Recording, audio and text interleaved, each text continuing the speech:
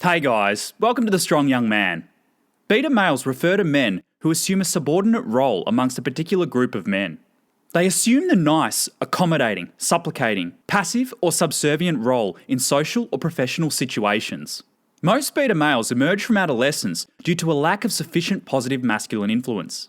At the same time, he has a disproportionately large feminine influence, and the women responsible for raising these men socially condition them to suppress their masculinity. Without sufficient masculine influence to balance out the feminine influence, mothers, teachers, babysitters, and carers brainwash these males into accommodating the female imperative. Often women do this on a level below consciousness to ensure that females remain the sexual selectors. These women are not horrible people, they are just doing the best that they can to raise their boys from their feminine frame of reference. This is why it is so important to have a positive masculine influence. Beta males are brainwashed with the following social constructs, which lead to the following beta male behaviours. Social construct 1, the soulmate myth, leading to a scarcity mentality.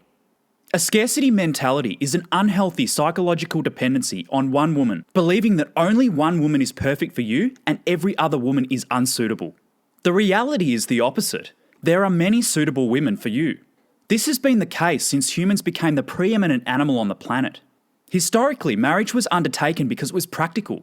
Marriage was a way of merging families, securing rights to land and property, and producing offspring that would continue the tradition. You didn't marry the one woman on the planet that was made just for you. You found a suitable woman in a neighbouring tribe. There are some good women for you and there are some bad women for you, but there is more than just one woman for you. A scarcity mentality leads to behaviours such as changing the course of one's whole life, or altering interests and passions to better facilitate a connection or an opportunity to pursue a woman. Unhealthy obsessions over one woman. If a beta male feels some sort of love towards a woman, she must be his soulmate, and he must invest everything in her because she is the one. Committing to a woman more rapidly than a man with an abundance mentality. This will prevent one from engaging a large sample of women to be able to accurately assess the women that are suitable for long-term relationships.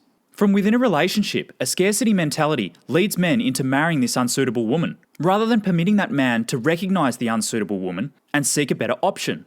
Social construct 2, women are princesses, leading to an unrealistic, idealistic perception of women. When men are brainwashed into believing that all women are princesses, excessive pedestalisation ensues. Common patterns that I have observed in these individuals are that the man must become less so that the woman can become more.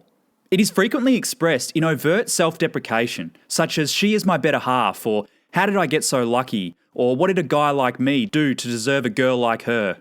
This unreciprocated affection and completely unrealistic idealistic perception of women will blind men to reality and leave men believing that the woman that he is with is divine. Understand that women are not divine, they are human. They still take massive shits, they can fuck like whores, and most important to note, they can still perform acts of evil towards other men and women. Understand that not all women are prizes. Strong men and good women are prizes to each other. It's more than okay to have a high opinion of your missus. Just make sure that it's realistic and accept that they have more than a few character flaws. When dating, rather than being idealistic, be realistic. This will help you separate the good women from the bad women, because you will vet them for character flaws, rather than your perception of the ideal woman preventing you from seeing their flaws. From Shakespeare's Hamlet, Act 3, Scene 1.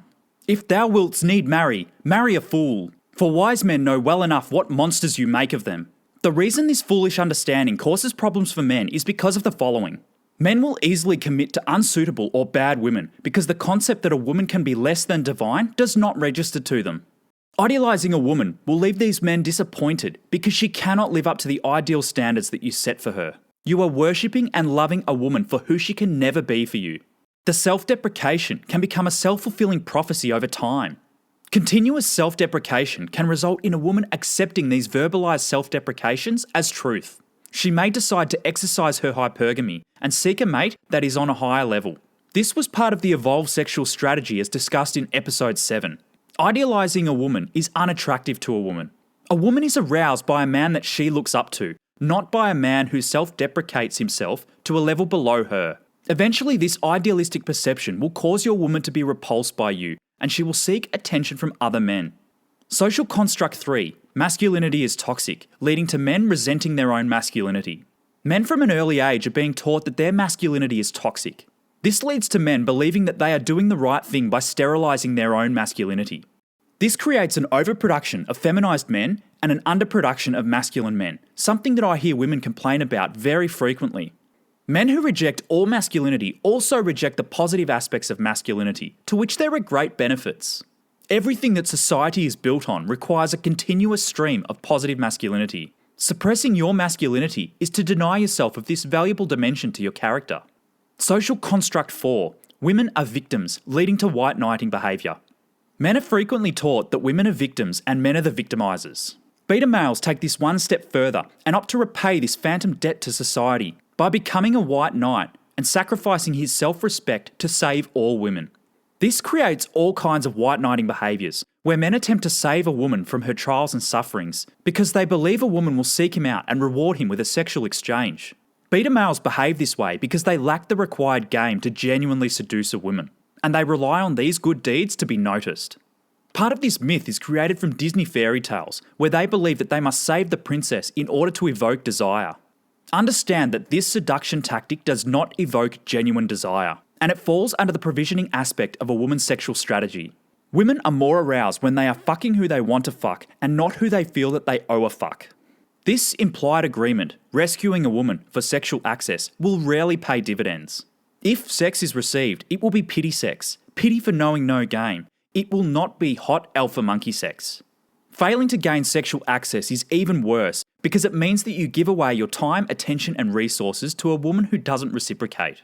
This pervasive mythical social construct has the potential to cause men the most harm. Believing that women are all victims absolves women from wrongdoing because wrong has now been done towards women. When men believe this false understanding, it opens up the potential for women to exploit this social construct to their advantage and victimize men. Most people incorrectly believe that a victim cannot simultaneously be a villain. This misunderstanding opens men up to the potential to be finessed to any degree that the woman desires.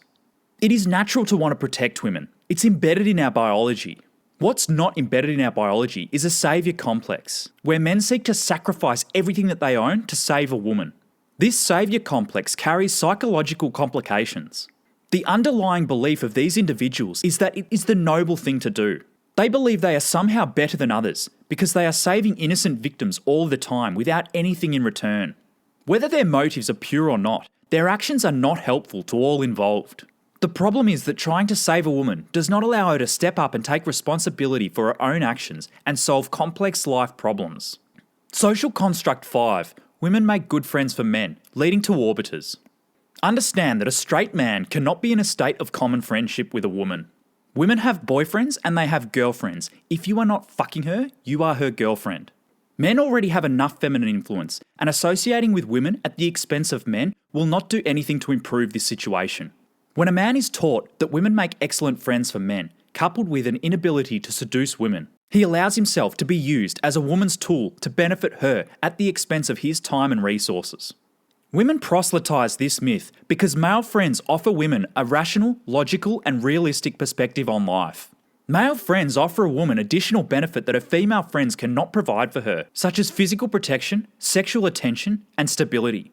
This platonic exchange is a terrible deal for men. Most men are only ever friends with women who are more attractive than the women that they get regular attention from. Men allow themselves to be used by these women in the hope that one day their investment will pay dividends, and these women will eventually allow him to have sex with her. These men are known as orbiters. Much like planets, many bodies can orbit the one star, but they never get close enough to enter into its atmosphere. This investment may very well pay off only after a woman's sexual market value has declined, and as long as the beta male has built enough resources to qualify for the long-term provisioning role. But this dynamic will never elicit the same arousal that an alpha man will. This has led to the expression alpha fucks and beta bucks. This beta bucks aspect of a woman's hypergamy is risky long-term because it is likely that a woman will divorce a beta male if a better option comes along. He no longer provides significant income, she is tired of him and realises he is exploitable if she divorces him and acquires alimony and child support, or she changes her mind at any time for any reason not listed above. Social construct 6. Dating a single mother is noble, leading to cuckoldry. Cuckoldry refers to a person who invests parental effort in juveniles that are not genetically his offspring. Women label this behaviour as noble because it allows them to have the best of both worlds. It allows a woman to fulfill her reproductive urges with an alpha male while remaining able to attract a suitable candidate capable of meeting her long-term financial and emotional needs. This is known as alpha seed and beta need.